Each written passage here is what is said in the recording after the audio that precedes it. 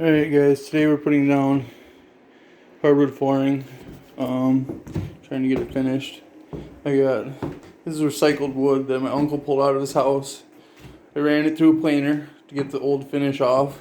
I figured it'd be easier to do it that way than try to sand it all off once it's all down. Or sand it, just run it through a planer. This is some leftover flooring from my mom's house that I'm gonna use as the border. Which is why I'm cutting it like this. To do this design, I measured to find the center of the room, which was right here. I laid down some chalk lines diagonally like this to give me kind of a reference point so that when I put down the first row that it was straight. So I started with an X, and then I left me with 4 V's. You know, one right here, one right here, one right here, and one right here. And then kind of like this. And I filled them in every other. It's just like boom, boom, every other. And then on this side with a V, you got tabs on the end. The boards come with a tab on this end. So you're going to need to cut the tab off. I used a miter saw. Just chop it off, and then I used a router I left the board sitting on there and I just ran the router along it, put a groove in it, a 1/4 inch bit. This one has a kind of a domed 1/4 inch or rounded end. You could use a straight, doesn't really matter. Set the depth to a 1/4 inch that way, and a 1/4 inch sticking out. Or a little over, it's fine, about 3/8. Because the tabs are about 1/4 by 1/4 by 1/4. And the boards are 3/4 thick. It's standard size. Get that all filled in to the edges. Where I'm going to put 4 rows around the outside, which comes out to, I think, 14 inches. So you got to go past 14 inches. Every once in a while you're going to come to a spot like that where you're just going to have to fill that in later, like that. And then I lay down 2x4s, stuck the skill saw, use a skill saw, set the depth at, a little over 3/4 of an inch, so I'd cut all the way through just barely, and I ran it all the way down. I used a level to kind of make sure that my boards were straight and not too curved. I eyeballed them first, tried to find some decent ones.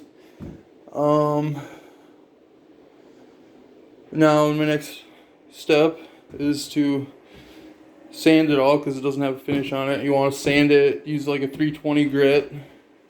Maybe start with like a 180. Careful not to use too coarse of a grit, because if you don't get the scratches out from the coarse grit, you're going to see them when you go to stain it. The stain will make all the scratches just jump out at you. If you do run into that problem where you have scratches, what you're going to want to do is wet sand it with mineral spirits. If you don't use mineral spirits, the stain will gum up the sandpaper so fast, you use just a ridiculous amount of sandpaper to try and do it. You have to use mineral spirits. Just pour some down out of the can and just sand away until it starts to dry up, and then put some more down and keep going. The one problem with that, why you want to avoid having to do that, is it will make the stain kind of more blotchy.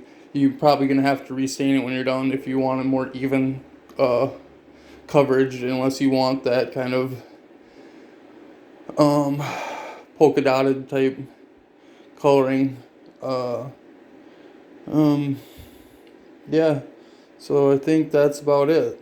I'm Jason. This is kind of my DIY channel where I just do random stuff and show you how I did it. I'm not a professional, but I'm not an amateur either. I've done this before. I'll show you my bedroom where I've already done this.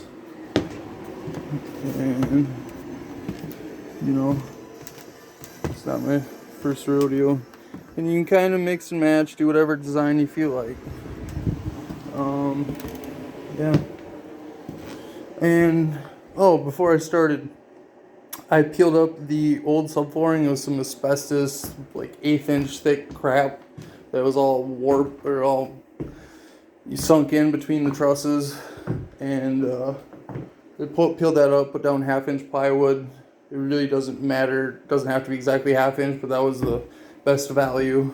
It was about $25 a board.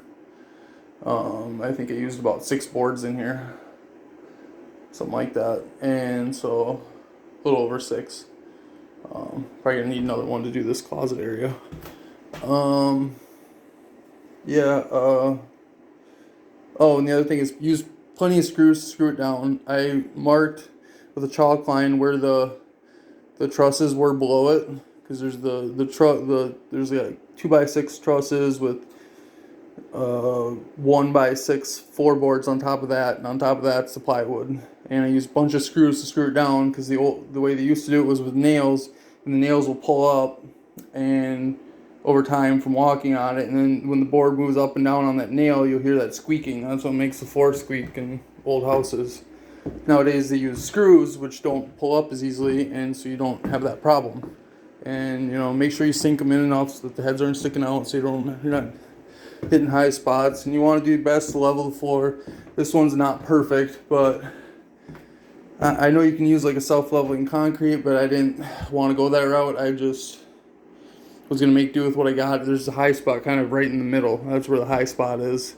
And some of the boards I kind of had to stand on the end of them to get them to suck in together, because they didn't want to lay down, because they couldn't lay down flat because of the high spot.